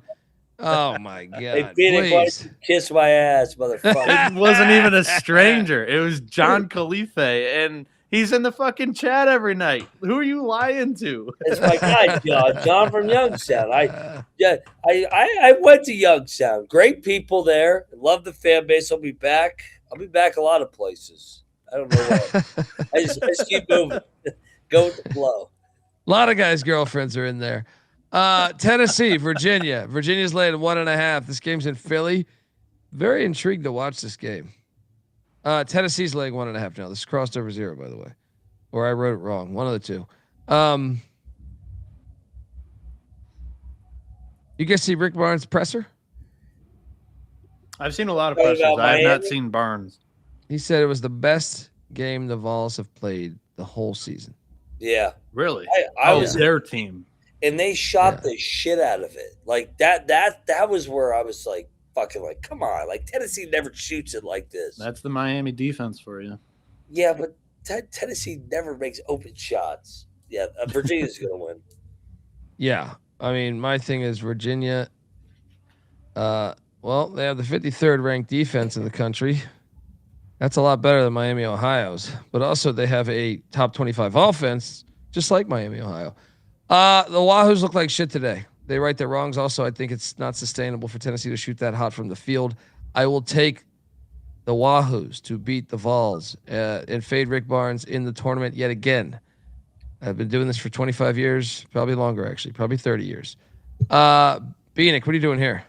Yeah, I think that Duke championship game for Virginia only prepped them for this matchup against Tennessee. I think Duke and Tennessee, very similar styles. Duke maybe more premier talent on that roster, but very stout defenses, slower than elite, like other top 25 teams, slower offenses, and solid coaches that we can't agree or disagree of who's better, right? So I think Virginia is kind of prepared and battle tested more recently for this game than Tennessee is, maybe for this style of ball that Ryan Odom and this group is going to present.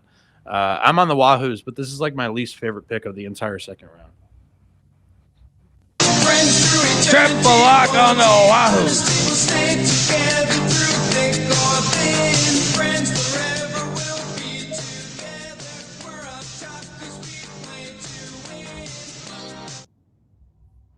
And shout out, we were kicking it with I can't remember everyone's name right now, but we had a good old time kicking it with some really cool people from the great state of Tennessee.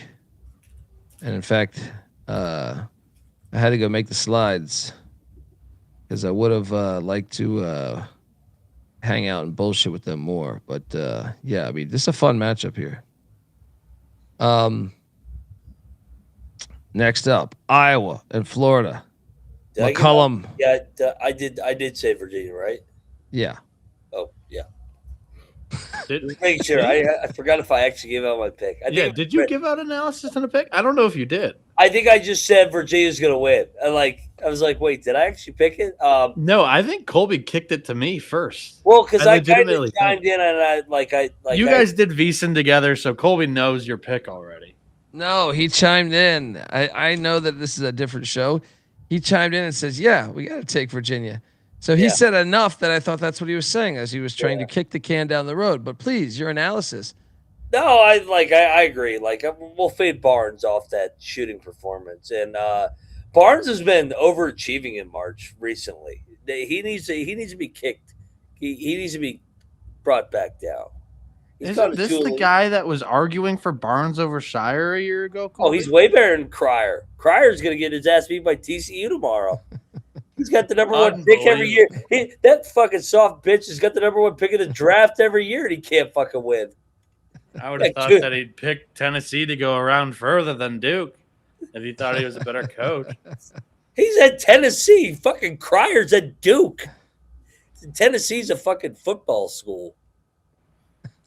That hasn't won a shit since the 90s? Yeah, but all right. You want to argue that what's a better job, Duke or Tennessee in basketball? Come on, bro. The Duke's got 5 natties. Fucking Krzyzewski fucking cheated his ass off for fucking 30 years. All right, let's kick the can down the Let's road. go. You won that argument. Yeah, come on. I can't remember everyone's name. I just can't. You meet too many fucking people, and it's tough to remember everyone's name. Iowa, Florida, and Tampa. Shout out to Iowa for dominating today and hitting for me. That was their version of dominating. Leading by 8 the entire 40 minutes. Yes. 100%. The Florida domination is up 70-20 with 16 minutes to go in the second half. Holy fuck. Dude, Look, the in-game interview that the Prairie View coach gave Byron Smith. Yeah, we need the help from the Lord. These guys are really good. Love it. Look, I love Ben McCollum. I think he's a top 10 coach of the sport. It ain't here though. It's really bad. I'm a little surprised it's 10.5. I thought it should be like more like 13 or 14. I'm all over the Gators. Gator. Lay it, lock it. Mac. Vintage football guy. That's how you know that we just all really want to get back to the strip. We need to rush through the shows more. You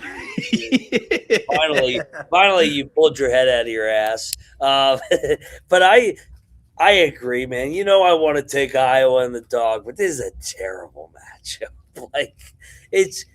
Florida's just so big and athletic and fast. We saw it last year with Iowa and McCollum, or he was at Drake at the time. They got swallowed up in that second game. They don't have the horses.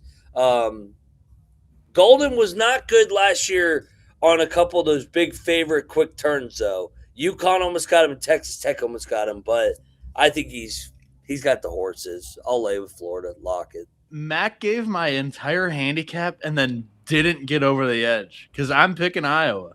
And this is also the angle. Like Florida cruised over the century mark here against Prairie View with the backups in playing 4 minutes or whatever the fuck it was. Iowa competed, Drake competed against Texas Tech. That was a game for 35 minutes. I think Iowa's pace and whatnot, like, should be able to keep this one low scoring. I like the under. I'm locking up the under 145.5 in this one. Florida shot tremendously well today. I think that only has to regress a little bit. And then I just think this is a 70-60 type of game that Iowa has a really good shot of covering. So that's my hunch on that. I think I had more analysis, but I'm forgetting off the top of my head. Give me the Hawkeyes. I'm taking the under, though. That's my lock. We got our battle. Phoenix on the Hawkeyes. Dundee Mac on the Gators.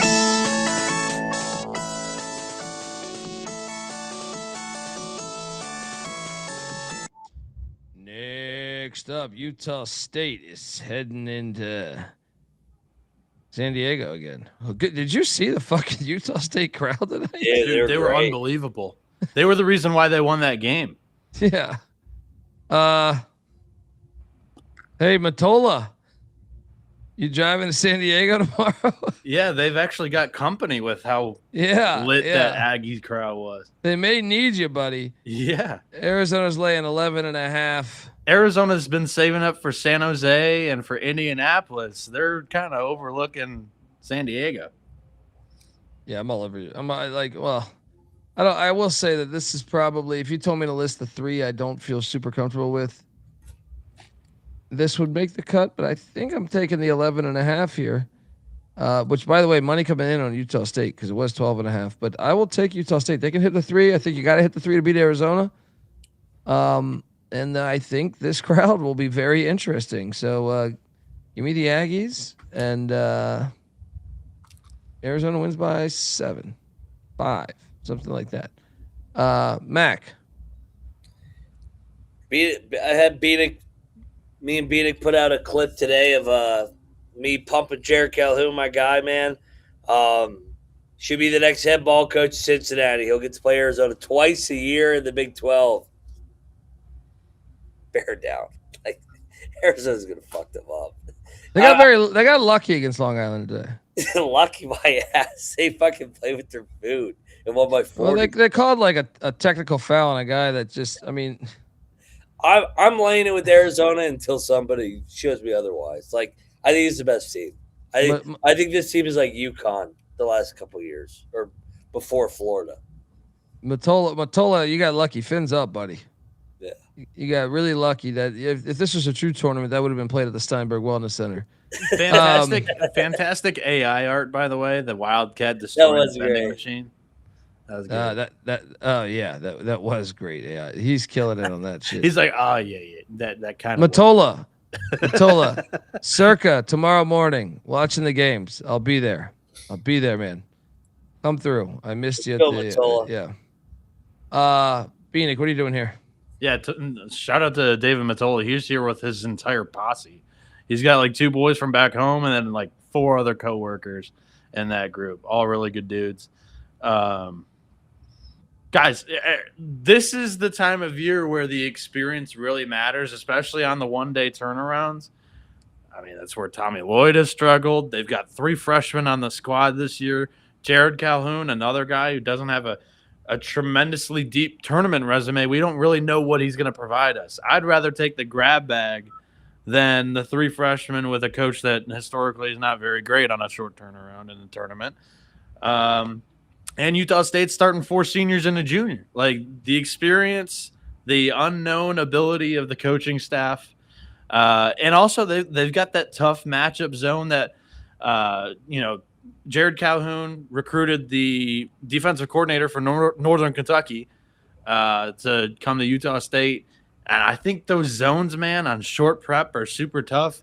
Arizona wins this by closer than you think. But locking up Utah State, Arizona wins. We got a battle. Max saying bear down. Dundee and Bieniek on the Aggies.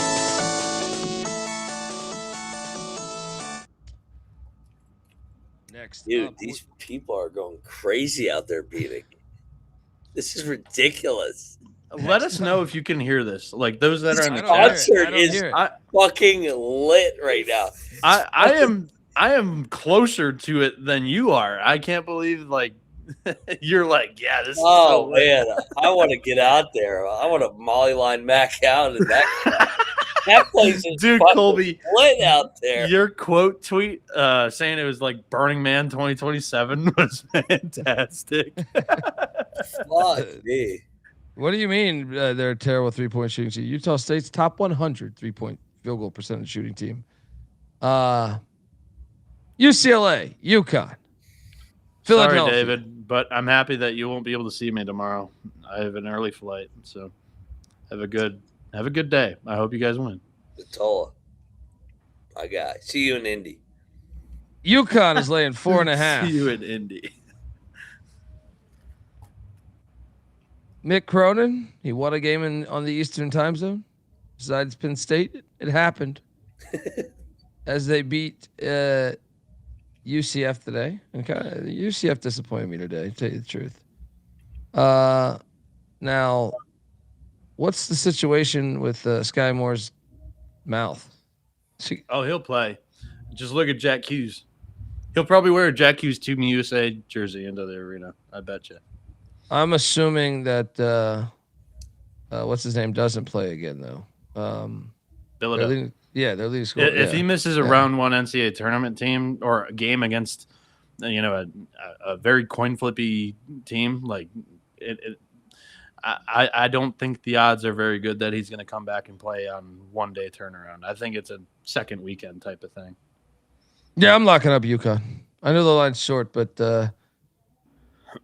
I thought today was more okay, credit to UCLA doing it, but I also thought UCF had opportunities and shit the bed on those opportunities. Right here. They fucking went 4 for 16 in the second half of the free throw line. UCF should have beat UCLA. By the way, career day for Eric Daly. Like one of his best games of his career came at the right time when they really, really needed him in the NCAA tournament. Like he's kind of a hybrid forward that fit in pretty well for Bilodeau. Yeah, and the people in the chat can't hear it in the background, just like I can't hear it, but I am running the sounds through a cloud here. I'm on UConn. I think UConn's going to win this one. I'm laying the 4.5. It's 4.5, so I'm laying it. I'm locking it. Mac? Yeah, I'm going to be on Hurley. Short turnaround. He's great on those quick turnaround games, too. Yeah, shit. Remember, he almost knocked off Florida last year. Yeah. Like, they should have beat Florida on the money line, and he did not have the horses that fucking Golden had. And not to mention, he's a 2-time national champ. I will lay it, lock it. UCLA sucks. They are so lucky UCF didn't make a free throw in that second half. Let's go. UConn. Yeah, I don't know how I mentioned a career day for Eric Daly when on the other side you had a black staple that goes for 33 and 29 or whatever the fuck. It was like 27, right? 27 boards? 31 and 27. Terrace Reed. Like former Wolverine who couldn't play a lick of defense, but he had potential offensively. But man, oh man, was that a career night for him. The rest of the team was absolute dog shit. And that's why they didn't cover. UConn and Hurley now 13-2 against the spread the last 3 tournaments. UCLA kind of leaked oil down the stretch. I think they fall back down to earth without Bilodeau tomorrow or Sunday. I'm on UConn too, and I'll lock it. UCLA sucks. That team sucks. I don't like that. Welcome to the party, pal. The Big Ten with UCLA, the Big 12 version of UCLA is TCU. I just want you to really, really know that. That's how I feel about TCU has better wins this year than UCLA. Jamie Dixon and Mick Cronin are very similar, in my opinion. Both team styles are very similar. Outside of one just bitches nonstop, and the other one never says a word. No, the other one and he saves lives. The other one's just not at a historical blue blood that demands media attention nonstop. Are you raising your voice? Triple lock on the Huskies at UConn.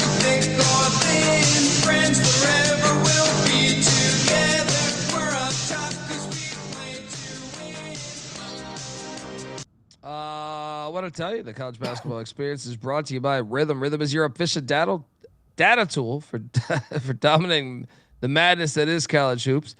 How about if you haven't checked out Rhythm, last year a user went 25-2 in his bracket, thanks to Rhythm's AI model. So looking to go premium, use the promo code SGPN25 when you download the Rhythm app for 25% off your first month. Download Rhythm. That's RITHMM, promo code SGPN25. And we're also brought to you by Novig. Novig is America's #1 sports prediction market. With Novig, you were getting the best prices. Download the Novig app. Get $50 when you spend $5 if you use our promo code SGPN. So get in on the action with Novig. Promo code SGPN. All right, we are back. And we have one game on Sunday left. Right? Or one or two? One NCAA tournament game. Yeah. Texas Tech and Alabama, Tampa, Florida. Shout out to everyone in the chat. We got Bama1 in the chat. He's the fucking man. We had some Bama fans out today. I'm drawing a blank on their fucking names right now, but they're from Chattanooga, Tennessee. They're fucking awesome. Forgive me, folks, because they were really cool. And I look forward to hanging out. I'm going to try to hit the rail rivalry next year, but I'm drawing a fucking blank right now on their names. And very unprofessional of me. Bama's laying 1.5 in Tampa against Texas Tech. Fascinating game. They got the 1-game bump, right? I think so. With Holloway and company. This is a fun game. Both teams can really score. Both teams want to get up and down, shoot the ball. I think I ultimately trust McCaslin more than Oates, though. Like on a short turn here, McCaslin, I thought he was awesome last year in March. That game plan he had for Florida on that quick 48-hour turn. I think Anderson and company make enough shots. Wreck them. Let's go. You know I was going to take Big 12 over SEC. I'm going to double lock it. I think Texas Tech, I think the defense will be the difference in the game. Fun game. They can't get in foul trouble, though, with that weak rotation. Shout out to John. Jake is who I'm thinking of. Jake from Chattanooga. God damn it, I can't remember. But, Jake, I appreciate you.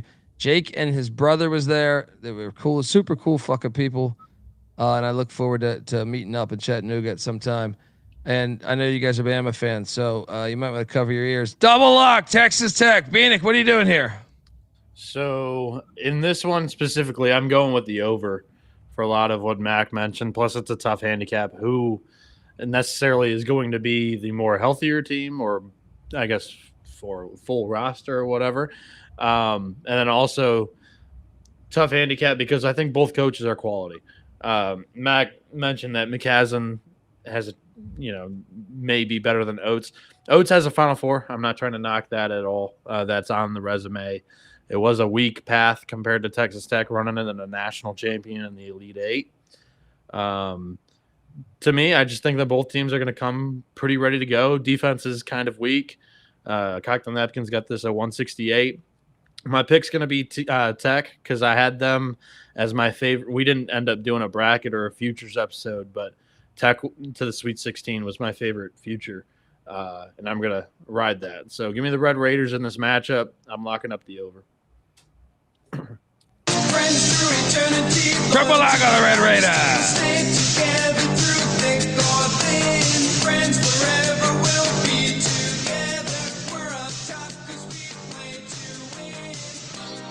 Yes, Bama won. We had Sean and Ryan from the Sports Gambling Podcast with us, of course, and CJ Sullivan. We had the Tennis Gambling Podcast and MLB Gambling. Yes, Rosenberg. Shout out to Rosenberg who's with us. He's the fucking man. Yeah. We were rolling deep. Don't ask me what my other favorite future, Missouri to the Sweet 16 did their first round game. Amen. All right, let's talk before we get out of here. It's a damn shame this game isn't on like Monday or Tuesday because I would go. But we do have the NIT, and we do have a fire matchup here. Yeah. Why couldn't you put this on Monday? I would be there. I would be there if they did it on Monday. But it said it's Saturday. Can I ask again, how is Dayton on the road, especially now that the first four is out of there? Maybe that's a good point. I don't know. And flag on the play. Why are they putting the games in the middle of the day? While the NCAA. Who did this?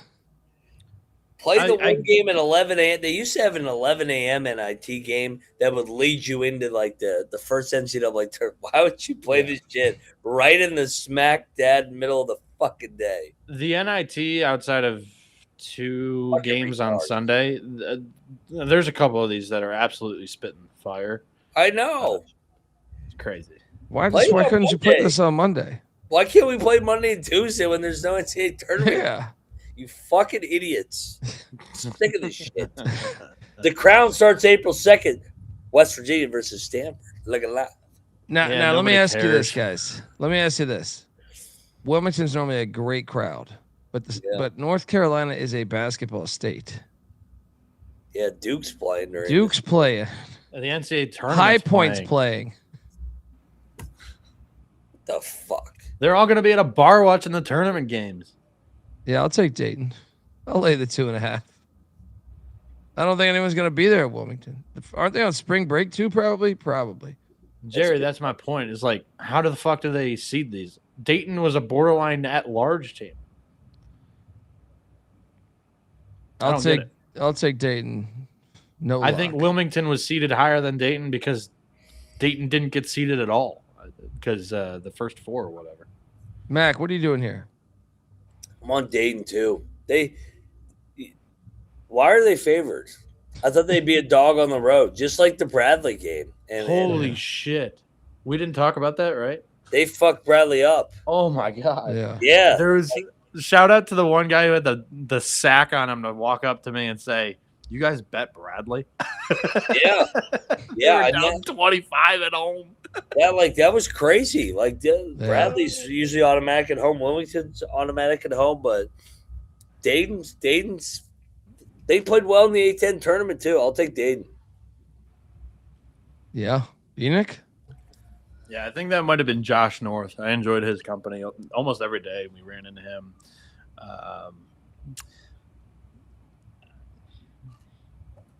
I'll go Flyers. I mean, I'm nervous about the travel from Dayton to Peoria to Wilmington, all within like 5 days. But what they did to the Braves, they put them on the fucking Trail of Tears. I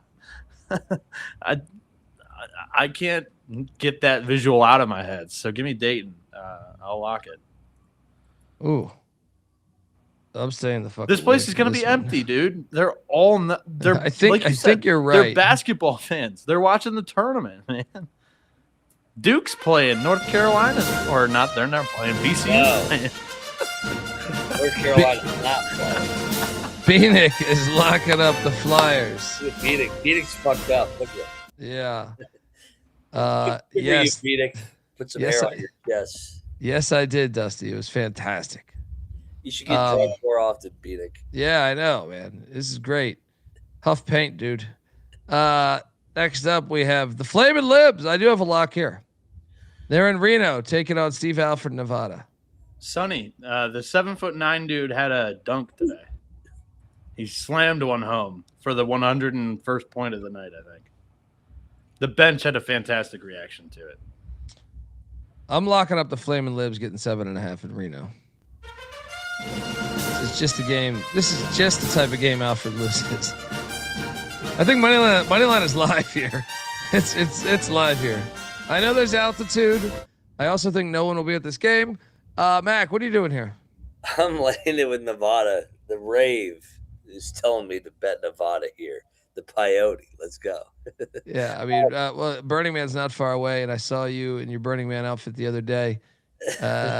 You and Troy. Bieniek, what are you doing here? I'll also take the Wolfpack, but I kind of think that the Liberty team is somewhat like, I think they were good, kind of went through the motions and got bit in the Conference USA tournament. I think that team is pretty spirited at the moment. They are playing without Matheny, but give me the Flames to keep this thing going. Matheny may have been checked out already. He already had his next NIL deal lined up. 357 LA is the correct answer there. Next up, we have, this is a Sunday morning NIT game. This is one of the garbage NIT games. They put it at 1:30 Eastern. Why? Thank God. I won't watch a single second of it. Why 1:30? Who determined that time slot? Not 1 or 2. 1:30. Like what? 4:30 Eastern. Yeah, 4:30 Eastern actually. Oh yeah, fuck. I forgot. I don't know where I'm at. You're drunk. Illinois State I'm drunk. is getting, I'm seeing 7.5. You got some hair on your chest. They're getting 7.5 at Wake. I'll take the points. I don't love it. Who's going to be at this game? Navy was down 4 at halftime, and they got their shit blown out in the second half. Navy covered. They did cover for me. Yeah, they Yeah, did. they hit a layup to lose by 10. Me and Matt cashed on that at the Circa. Yeah. Oh, well, then I haven't opened the app. When you open up DraftKings, it takes you to the predictions market because we're in Las Vegas. Yeah, I'm on the 7.5 with Illinois State. Mac, what are you doing here? I think I agree with you. Yeah, I'm surprised you didn't hear the bet detective talking everybody at the party about his Navy cover. he could care less about the playing games. He's talking about Navy to everybody. I was too worried about thinking about the steak that we were going to get at Barry's. That's true. Shout out to Barry's. Next up. So Redbirds were favored in that game? No. Wake. I fucked up the slide. Oh. Yeah, Wake's favored. I still like the Redbirds. I was going to lay the 6.5. Fuck Wake. Yeah. We're all on that. Seattle. It's such a random game. Is at the Jungle taking on Auburn. What time is this one? 6:30 at night. I mean, it's too many points. I'm going to lock up the crack. Did you guys see how Auburn baseball won the game today against Texas? No. I did not watch a second of baseball today. When would I watch baseball, Bieniek? They were down 3-1, runners on first and second. They hit an inside the park home run because the center fielder in Texas dove for the ball and missed. So it rolled all the way to the wall. Auburn went on a walk-off. How does that apply to here? How did you watch that? I mean, well, it's a highlight. It went viral. Oh, By the way, Florida baseball got no hit, so that's why they won by 70 today in basketball. The balance. Take Seattle. I'm on Seattle. What are you guys doing? Yes. Yeah, I'll take the crack house. Very different ways of living here. Auburn and Seattle. The polar opposite. Fine people on both sides here. There are fine people on both sides, I'm sure. Next up, we have crack house for me too. This one. I thought you already said that. Okay. I'm all over the place.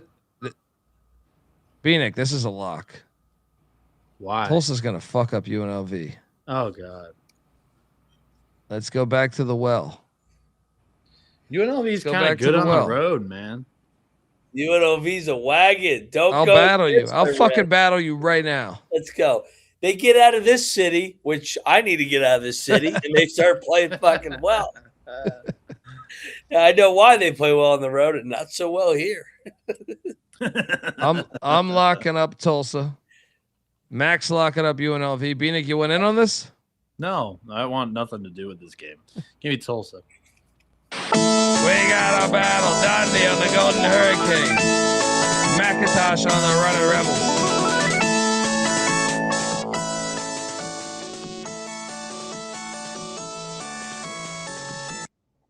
Next up, George Washington is going to the pit where everybody gets laid to take on New Mexico, the Lobos. The Lobos are laying 8.5.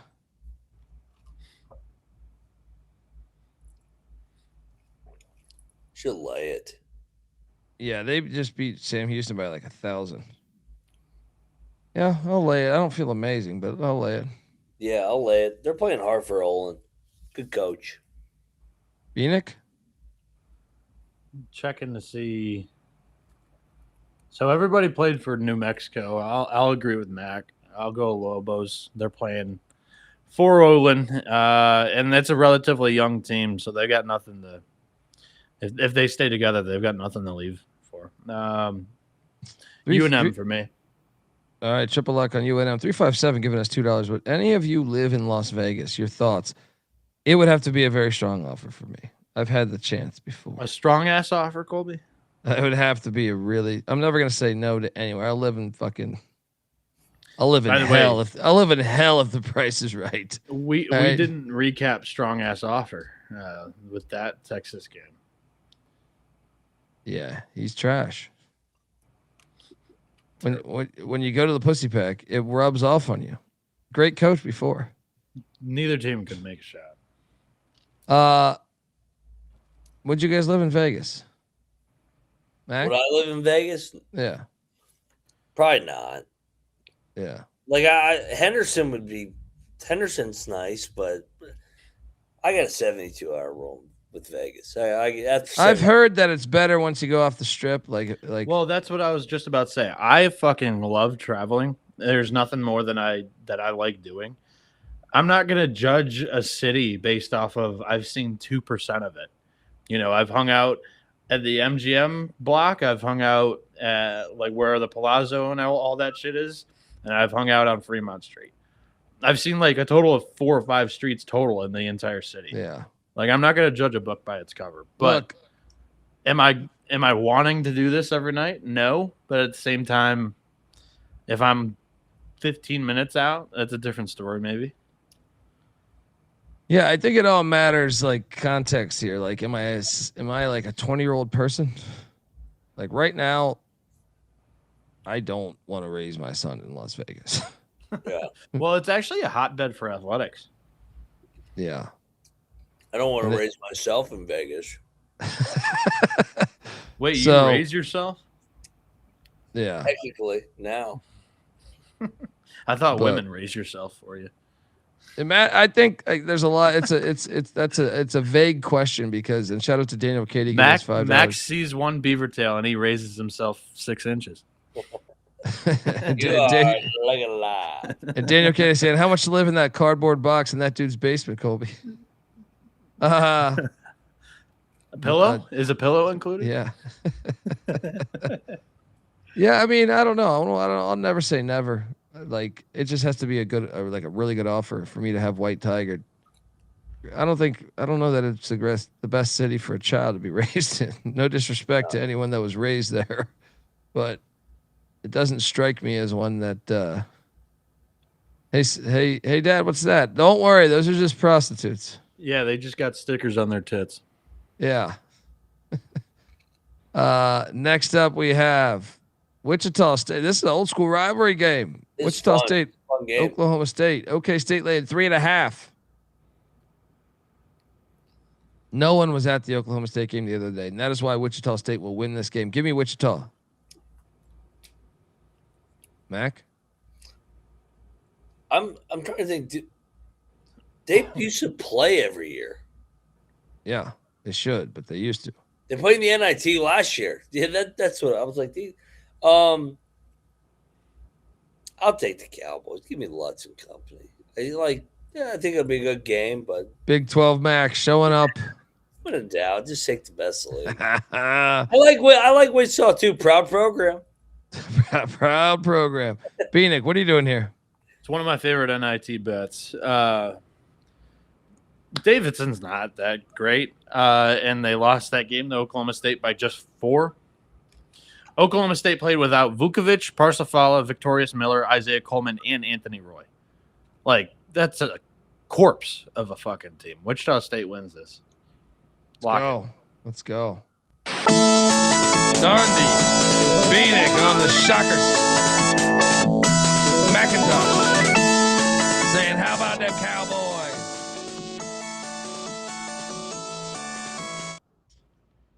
Next up, we have St. Joe's taking on Cal and Berkeley. What a random game. Cal's laying 5.5. St. Joe's stayed out on the road, didn't they? Where were they previously? They were in Colorado. Reno. Or no, Colorado. Yeah, State, Fort they beat the shit out of them. Bill Russo was on that. I think they're going to beat Cal too. To Bill Russo's point, St. Joe's is a wagon. Give me the Hawks plus the 5.5. No one is going to be at this fucking game in Berkeley. Why are they even playing this game? What are you doing here, Mac? Yeah, I want St. Joe's. This is a money line play. Yeah, this is a late night Sunday night fun night here. Let's go. Let's go Hawks. Bieniek? These are actually teams that played on Wednesday. Give me 1 second. They St. didn't go Joe's back had to everybody play. play, and Cal had everybody play as well. All right, we got a fully healthy team here. I'll go Madsen and the Bears. I don't love it, but I'll take the home team. Yeah. All right. That's our slate. Back to alcohol. I can tell Colby's gone. He's fucking tired. Back to alcohol. We'll be back Sunday night. Yeah. Favorite plays on the board? For both Saturday and Sunday, like we're just one or two favorites. For me, did we already give out? I thought we already did Saturday. No? What were we recapping? I know we did Saturday. Yeah. We're doing Sunday now? So Yeah. Favorite place for Sunday? So Sunday, my favorite place Sunday is definitely Sunday is actually trickier. I think it's Iowa State against Kentucky. I was gonna say it's Sparty and Iowa State both days. Yeah. And then my second favorite play for Sunday would be St. John's against Kansas. Although I do like UConn. Mac, what are you doing? Top 2 for each day? Yeah. We already did Saturday earlier. What did I do? I don't even remember what I did. I know I had Sparty was one of them. We're just giving out Sunday. Iowa State, late. Arizona, late. Dan Marino and his really dynamic wife. Bear down. Bieniek, what are you doing here? So I will go Utah State plus 12.5 against Arizona. Experience Tommy Lloyd on short prep against the zone. We'll go St. John's minus 3.5. And then the dog is Kentucky. There we go. Kentucky, my ass. Come on. Oh yeah, Dog is Kansas. Let's go. Rock chalk. No. Don't you ever make the Big 12 a dog in a spotlight game. The dog is Miami. I like Miami too. Yeah. All right, folks. Molly Line Mac is on Twitter at Daniel, I'm gonna go get a head start on this Japanese bottle of whiskey. Moneyline_Mac. Yes. Bieniek's on Twitter at NoahB77_. I'm on Twitter at TheColbyD. I thank each and every person that came out to the show or the party, and anyone that came out to kick it with us watching games. Shout out to FBI Tugboat. He's the fucking man. Avetta. And we're everybody. Yeah. Avetta, Cody Frazier. Jared Green. Yeah. I mean, Jared Green. We can go on and on and on. Like I said, there's so many. Yeah. We're very grateful. There was literally at least 80, maybe 120 that we saw on Wednesday night. When you're running into that many, now I understand, like, some people forget faces or names. I was telling everybody, I think I'm usually really damn good with remembering faces. I mean, there's a lot of people. And when you're having just a gigantic slew of, cocktails. Sure. That's just anyway, no CTE here. It's also the only time that Colby Mack and I see each other in person all year. So that's why there's so much. So we're throwing them back. Yes, no doubt. And Colby, we do need a shout out. We got a 40th birthday. Oh yes. Shout out to Ryan Coate. Big fan. Or Cody. Cody Coate. Yeah. Ryan, whatever. Yeah. Ryan, happy 40th. I met Ryan. Yes. I met Ryan at the Westgate. Yeah, at the Westgate Barry Manilow Theater. Now we're talking. Yeah. Happy birthday to him. Yeah. Sorry, I didn't want to interrupt it. No, to many more. And it was really cool that your girl, your wife, was it wife? Wife hit us up, and she's really going out of her way to try to make sure that you hear that happy birthday and that she loves you and you're fantastic. So happy birthday to many more, and hope you have a wonderful day. All right. And shout out to the guy that ran Ace King into my Rockets in Hold'em. That made my weekend. None of the March Madness bets. It was a run on the poker felt. So Bieniek surprised us by playing poker. He went astray and was playing poker, and then. Well, I didn't win anything on March Madness. Like all my parlays bricked, so I had to do something. I don't care. Well, I mean, Max showing off all this parlay porn. Like, what can I say? Moneyline. I had people coming up to me like, Moneyline Mac, we're tired of winning. It's too much right now. We can't take it. I'm like, no. We're gonna keep winning. We're gonna keep winning, baby. Cheers. Yeah, and we'll be back Sunday night, and I guarantee you the show's quality will be better than tonight's. But wait, this show wasn't great. Here's the thing about art, because I like to convince myself that what we're doing is art. Art. Is it subjective? Yeah, I make the slides. That's art, right? Is Bieniek drinking Taco Bell over there? What the fuck do you have over there? You got Code Red. You need to go get yourself a whiskey. No, fuck it. Go get energy drink, dude. From Taco Bell? Yeah. They're pretty solid. All right. I don't usually the drink them. But abortion, folks. Folks, have a wonderful I'll see you night. at Circa in 10 minutes. Yeah, Circa. I'll be there at 9 a.m. watching these ball games too. Mac, I'll hit you in the elevator. One last hurrah. Till next time, you better start thinking about yours. And we out of here.